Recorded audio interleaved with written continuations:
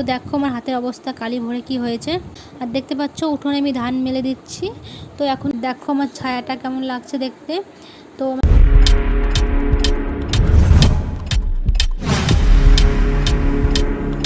Hello everyone, welcome back to my channel. তোমরা কেমন আছো? আশা করছি ভালো আছো। আমি তো খুব একটা বেশি ভালো নেই।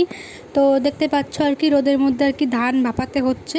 তো এখন বাজে সকাল কটা, ওই 8:30 মতন বাজে আর কি।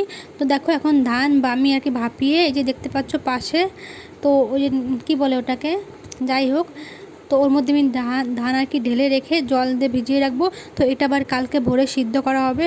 আর দেখো এখানে প্রচণ্ড পরিমাণে রোদ পড়ে গেছে আর যা গরম পড়েছে কি বলবো।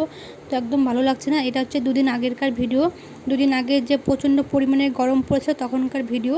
তো সকালে বাসি কাজকর্ম সেরে একা হাতে তারপর দেখতে পাচ্ছ ধান ভাপাতে এসেছি। আর ধুমো হচ্ছিলো প্রচণ্ড। অনেক দিন ধরে উনুনটা একটু বৃষ্টিতে একটু ভিজেছিল, তো সেই জন্য একটু ধুমো হচ্ছে। তো আমি তো গরমের জন্য ওখানে দাঁড়াতেই বসতেই পারছি না আর কি, দাঁড়িয়ে দাঁড়িয়ে জাল দিতে হচ্ছে। তো বন্ধুরা এটা হচ্ছে তার পরের দিনকার ভিডিও। দেখো ধান সিদ্ধ করা হয়ে গেছে। এখন কটা, ওই 7:30 8টার মতো কি বাজে। আর দেখতে পাচ্ছ উঠোনে আমি ধান মেলে দিচ্ছি। তো এখনও কিন্তু গোটা উঠোনে রোদ পড়েনি। তো ধান এবার আর ছাদে নেবো না, উঠোনেই মেলা হবে। তো ভোর 4টে উঠে ধান সিদ্ধ করা হয়েছে। আমার শাশুড়ি করেছে, আমি আর কি ভরে দিয়েছি, নামিয়ে দিয়েছি। আমার শাশুড়ি শুধু বসে বসে একটু জাল দিয়েছে। যাই হোক, তো চলো।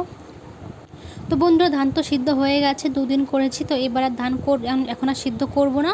ধানও বাড়িতে নেই, আবার যখন পুজোর পরে ধান উঠবে তখন করব।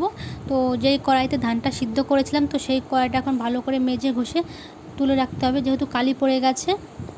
তো ভালো করে আমি চান করার আগে ধুয়ে নিচ্ছি, কড়াইটা ধুয়ে তারপর চান টান করে একেবারে উঠে পড়বো আমি। তো এখন তো ধান নেই, আবার এখন তো জমিতে পাট আছে, তো পাট কাটার পরে আবার যখন ধান লাগানো হবে সেই ধান তো একেবারে পুজোর পরে গিয়ে উঠবে, তখন আবার ধান সিদ্ধ করা হবে। যাই হোক, তো দেখো আমার হাতের অবস্থা কালি ভরে কি হয়েছে। তো বন্ধুরা দেখো আমি সকাল সকাল কাঁঠাল কাটতে বসে গেছি। তো কাঁঠালটায় কিন্তু প্রচুর পরিমাণে আঠা ছিল। আমি ভালো করে তেল মাখিয়ে নিয়েছিলাম হাতে, তবুও কিন্তু আমার হাতে লেগে যাচ্ছিলো। তো কচি কচি কাঁঠাল খেতে আমার কিন্তু বেশ ভালো লাগে। তোমাদের কার কার ভালো লাগে অবশ্যই কমেন্ট করে জানিও। কচি কাঁঠাল কিন্তু কাটতেও কিন্তু অনেকটা সুবিধা।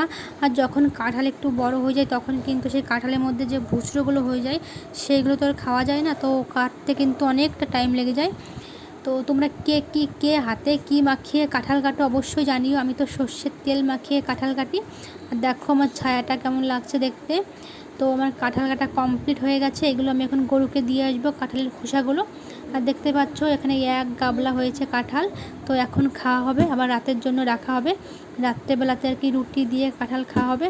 আমার তো বেশ ভালো লাগে রুটি আর কাঁঠাল। তোমাদের কার কার ভালো লাগে অবশ্যই জানিও। তারপরে দেখো বন্ধুরা চান টান করে আমি ভাত খেতে বসে গেছি। আজকে আমাদের বাড়িতে রান্না হয়েছে দেখো সজনের ডাঁটা দিয়ে ডাল, মাছের ঝোল। আর তো কাঁঠাল তো সকালে কেটেছি দেখলে, অল্প করে কাঁঠাল নিয়েছি। আর পাশে বাটিতে আছে, ওটা হচ্ছে টক, আমের টক। তো তো চলো বন্ধুরা আজকের মতো ভিডিওটা আমি এখানেই শেষ করছি। ছোট্ট একটা ভিডিও তোমাদের সঙ্গে শেয়ার করলাম, কেমন লাগলো অবশ্যই কমেন্ট করে জানিও। দেখা হচ্ছে পরের ভিডিওতে।